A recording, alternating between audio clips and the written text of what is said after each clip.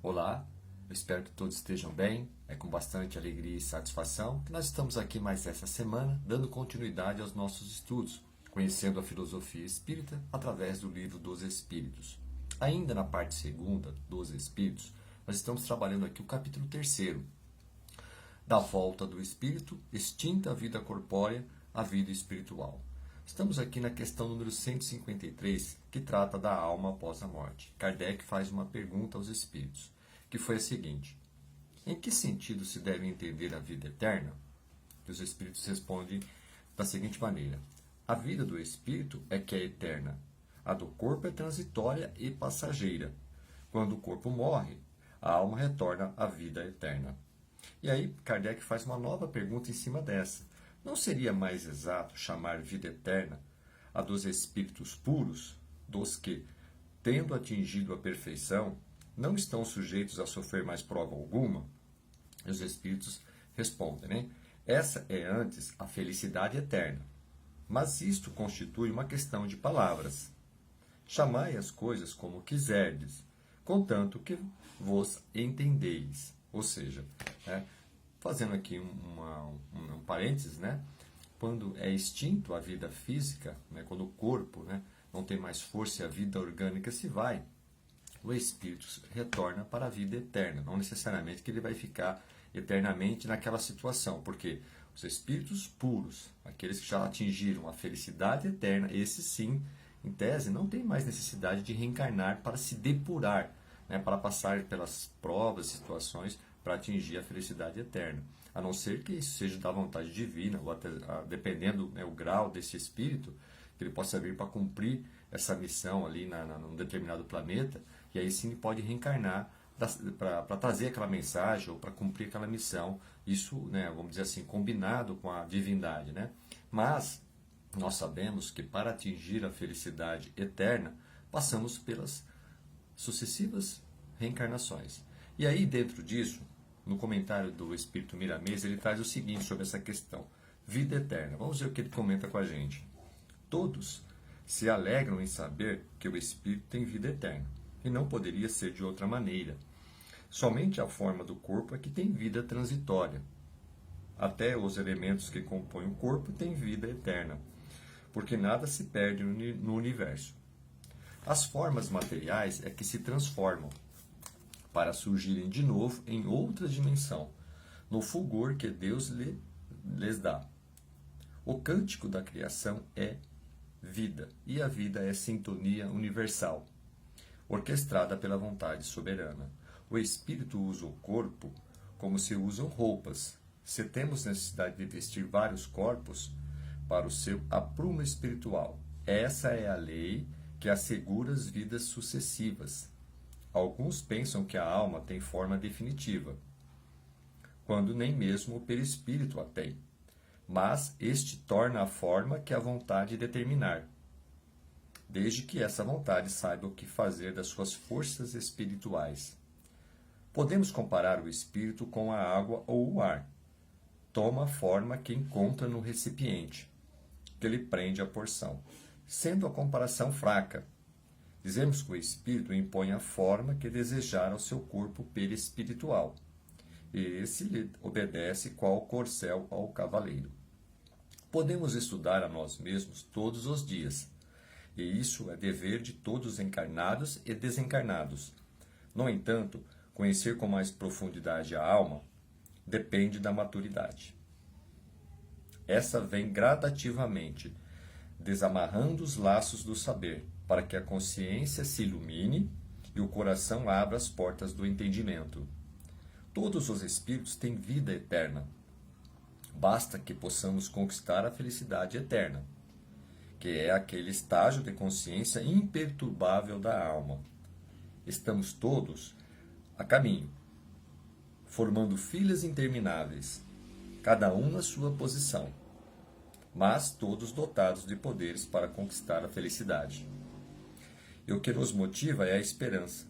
Temos de agradecer todas as religiões do mundo, elas, por mais singelas que sejam, vieram nos trazer algo da verdade, a que nos apegamos, sentindo mais ânimos para viver. No entanto, a doutrina dos espíritos, codificada por Allan Kardec, veio trazer uma cooperação maior, nos mostrando, à luz do dia, os fatos irrecusáveis que a vida prossegue depois do túmulo. A alegria foi maior para aqueles que empunharam a bandeira com o lema Deus, Cristo e Caridade, no empenho de fazer sentir aos que desejam saber que os espíritos são os mesmos homens que viveram na Terra ou em outros mundos e que voltam para dizer que não morreram, que a reencarnação é uma verdade que deve ser divulgada e que Deus é um Pai amoroso e santo em todos os aspectos da vida imortal. Podemos estar certos, somos eternos, morando sempre na eternidade de Deus. O que ocorre com os homens, o que se chama de morte, é a simples troca de corpos. E cada vez que se troca de vestes, as experiências se acumulam e a luz se expande. A glória se faz, fundindo-se a esperança com a alegria, a fé com o amor, e eis aí a luz da alma, eternizando-se na luz de Deus. E assim termina o comentário do Espírito Miramês com relação a essa pergunta número 153. E aqui a gente fazendo uma reflexão, né? Só voltando um pouquinho no início da pergunta, a morte, o que ocorre, né? É a morte física, ou seja, o corpo é transitório, mas o espírito ele é imortal, né? A alma, o espírito, quando nós estamos encarnados, vivendo aqui no planeta Terra ou qualquer outro planeta, que ocupamos um corpo, denominamos de alma, mas quando nós estamos mais ocupando este corpo físico, o espírito retorna, né, ao mundo dos espíritos, ou seja, nós somos seres imortais. A questão da vida eterna, que foi colocado no início, ou felicidade eterna, é uma questão de palavras, desde que possamos separar que quando atingimos, né, a felicidade eterna, é quando o espírito já viveu diversas sucessivas existências e foi se depurando até atingir o grau de perfeição, que é a felicidade pura, né? É aí onde ele não tem mais nenhum tipo de perturbação, porque ele conseguiu passar por todas as provações, né?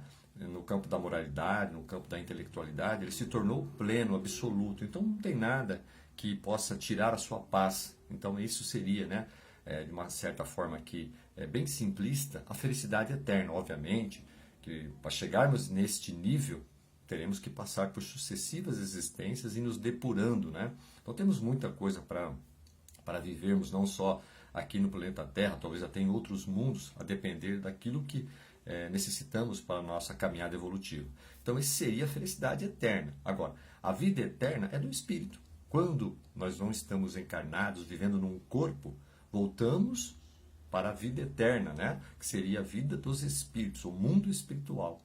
Este é um papel muito importante da doutrina espírita, que nos traz muito conforto, porque imagine se tudo terminasse, né, nessa existência, qual seria o sentido, né, da lei de causa e efeito, do reconhecimento do esforço voltado, né, para o nosso adiantamento moral, sendo que tudo acabaria e não teria mais nada, né? Daria a sensação de que algo está incompleto, porque temos muito a aprender, temos muito a evoluir, temos diversas situações que precisamos vivê-las, né? Verdadeiramente vivê-las para senti-las, né? E a partir disso nos transformarmos em seres mais evoluídos, né? Onde possamos fazer com que a nossa existência ela se torne cada vez mais evolutiva. E para isso temos que ter a oportunidade de voltarmos neste planeta ou qualquer outro planeta através da reencarnação, que as sucessivas vidas, né, vai nos dar aquilo que precisamos, né, para viver aquela situação, para conviver com aquelas pessoas que talvez em outros momentos faltamos com alguma coisa e precisamos retomar daquele ponto, né, em diante para buscarmos a nossa evolução plena. Ok?